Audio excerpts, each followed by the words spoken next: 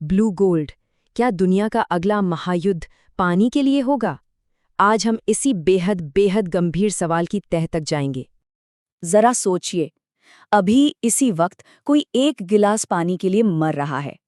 ये किसी फिल्म का डायलॉग नहीं, ये एक कड़वी जमीनी हकीकत है। और यहीं से वो सवाल खड़ा होता है जो आज दुनिया भर के जियोपॉलिटिकल एक्सपर्ट्स पूछ रहे हैं। क्या अगला वर्ल्ड वॉर पानी को लेकर होगा? तो आज की इस पड़ताल में हम क्या क्या देखने वाले हैं? सबसे पहले एक ऐसा संकट जो हमारी आंखों के सामने है पर हम देख नहीं पा रहे। फिर कुछ ऐसे डरावने आंकड़े जो हमें जगाने के लिए काफ़ी हैं। हम दुनिया के उन कोनों में भी चलेंगे जहां पानी को लेकर तलवारें खिंच चुकी हैं। और हाँ, हम एक एआई से भी पूछेंगे कि वो भविष्य में क्या देख रहा है। फिर समझेंगे कि आखिर समाधान है तो वो लागू क्यों नहीं हो पा रहे हैं। और अंत में ये जानेंगे कि ये युद्ध कितना खामोश और कितना खतरनाक है। तो चलिए शुरू करते हैं। हमारा पहला पड़ाव है एक अनदेखा संकट। और एक बात बिल्कुल साफ कर लेनी चाहिए, ये कोई भविष्य की बात नहीं हो रही है, ये कोई प्रिडिक्शन नहीं है, ये तो अभी हो रहा है, इसी वक्त। देखिए, यूनाइटेड नेशंस की 2023 की रिपोर्ट क्या कहती है। 2025 तक, मतलब बस कुछ ही महीनों में 2 अरब से ज्यादा लोग पानी की किल्लत वाले इलाकों में रह रहे होंगे। और 2040 तक ये आंकड़ा और भी भयानक हो जाता है। 70 करोड़ लोग सिर्फ पानी की भीषण कमी की वजह से अपना घर-बार छोड़ने पर मजबूर हो सकते हैं। मतलब ये संकट अब सिर्फ दरवाजे पर दस्तक नहीं दे रहा, ये तो घर के अंदर घुस चुका है। अब आते हैं उन नंबर्स पर जो शायद आपकी नींद उड़ा दें, क्योंकि डेटा एक ऐसी चीज है जो झूठ नहीं बोलता। इसको ऐसे समझिए, मान लीजिए धरती का सारा पानी एक बड़ी बाल्टी है, तो उसमें से पीने लायक यानी मीठा पानी सिर्फ 3 चम्मच है। और उन 3 चम्मच में से भी सिर्फ आधा चम्मच पानी ऐसा है जो हमारे इस्तेमाल के लिए असल में मौजूद है। सिर्फ आधा चम्मच 8 अरब लोगों के लिए, सोचिए जरा। तो सवाल ये है कि ये कीमती आधा प्रतिशत पानी आखिर जाता कहाँ है? इसका 70% हिस्सा तो सीधा खेती में चला जाता है, 20% इंडस्ट्रीज में, और हमारे घरों तक, मतलब हमारे नलों में, पहुंचता है सिर्फ 10%। ये हिसाब किताब ही अपने आप में बता देता है कि प्रॉब्लम कितनी बड़ी है। और जो थोड़ा बहुत बचा है ना, वो भी खतरे में है।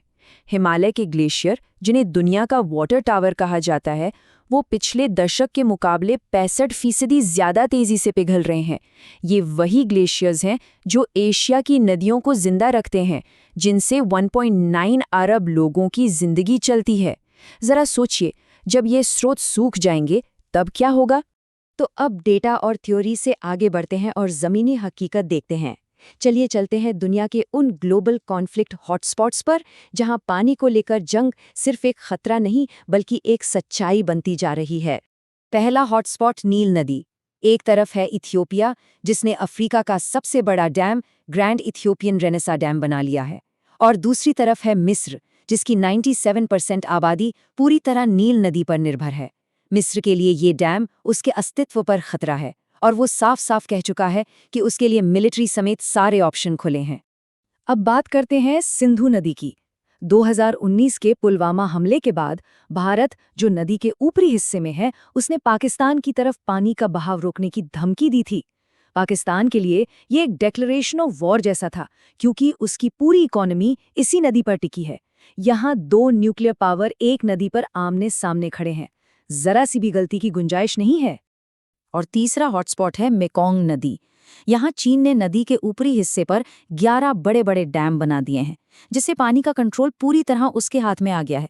नतीजा, जब वियतनाम और कंबोडिया जैसे देश सूखे से जूझ रहे होते हैं, तब चीन के रिजर्वायर लबालब भरे होते हैं। ये कोई संयोग नहीं है, ये पानी पर अपना दबदबा कायम करना है। अब इस पूरी पड़ताल में एक मॉडर्न एक्सपर्ट की एंट्री करवाते हैं। एक ऐसा एक्सपर्ट जो इंसान नहीं है। जी हाँ, हम बात कर रहे हैं एक एआई की, और उसकी भविष्यवाणी वाकई में चौंकाने वाली है। तो ये एआई है क्या? ये एक लार्ज लैंग्वेज मॉडल है, मतलब एक ऐसा सिस्टम जिसे दुनिया भर के जियोपॉलिटिकल, क्लाइमेट और मिलिट्री डेटा की खरबों फाइलों पर ट्रेन किया गया है। इसका काम है उन छिपे हुए पैटर्न्स को पकड़ना जिन्हें इंसान आसानी से नहीं देख पाते, और उन्हीं के आधार पर भविष्य के टकरावों का अनुमान लगाना। और एआई के एनालिसिस क्या कहता है? उसने 2040 तक पानी को लेकर सबसे ज्यादा खतरे वाले जो इलाके बताए हैं, वो है Nile basin, Sindhu basin, Tigris Euphrates basin और मेकांग बेसिन। गौर कीजिए, ये वही नाम हैं जिनकी हम अभी बात कर रहे थे। एआई भी उन्हीं नतीजों पर पहुंच रहा है। लेकिन एआई की सबसे डरावनी खोज ये नहीं थी कि युद्ध कहाँ होंगे, बल्कि ये थी कि वो कैसे होंगे। उसके मुताबिक ये लड़ाइयाँ किसी औपचारिक ऐलान से शुरू नहीं होंगी। नहीं, ये शुरू होंगी डैम जैसे इंफ्रास्ट्रक्चर पर हमलों से, प्रॉक्सी वॉर से और इकोनॉमिक प्रेशर से। ये मॉडर्न वॉरफेयर का तरीका है जो खामोशी से काम करता है। तो क्या इसका कोई हल नहीं है? बेशक है, लेकिन यहीं पर कहानी में एक ट्विस्ट आता है। 5वां भाग, जब समाधान हकीकत से टकराते हैं। क्योंकि टेक्नोलॉजी तो है, पर उसकी एक कड़वी सच्चाई भी है। एक तरफ उम्मीदें हैं, जैसे डीसैलिनेशन यानी समंदर के पानी को मीठा बनाना, वाटर रिसाइकलिंग और प्रिसिजन एग्रीकल्चर जिसमें कम पानी में ज्यादा फसल होती है। लेकिन दूसरी तरफ है हकीकत। डीसैलिनेशन बेतहाशा महंगा है, वाटर रिसाइकलिंग के लिए मजबूत राजनीतिक इच्छा शक्ति चाहिए, प्रिसिजन एग्रीकल्चर में बहुत बड़ा इन्वेस्टमेंट लगता है, और इंटरनेशनल लॉ, वो तो बस नाम का है, उसे लागू करवाने वाला कोई नहीं। और इस चार्ट को देखिए, ये असमानता की पूरी कहानी कहता है। दुनिया की 97% डीसैलिनेशन कैपेसिटी, मतलब पानी बनाने की सबसे असरदार तकनीक, सिर्फ अमीर खाड़ी देशों और इजराइल जैसे कुछ गिने चुने देशों के हाथ में है। मतलब जहां प्यास सबसे ज्यादा है, वहां समाधान पहुंच से कोसों दूर है। और इंटरनेशनल कानून की बात करें, वो तो और भी बेअसर है। 1997 में यूएन ने एक ट्रीटी बनाई थी साझी नदियों के लिए, लेकिन उसे सिर्फ 36 देशों ने साइन किया है। चीन, भारत जैसी बड़ी ताकतें सब बाहर हैं। इसका सीधा सीधा मतलब है, हम नियम नहीं मानेंगे, हमारी नदी हमारे नियम। और अब हम पहुंचते हैं इस पड़ताल के आखिरी हिस्से पर। 6वां भाग, युद्ध खामोश है।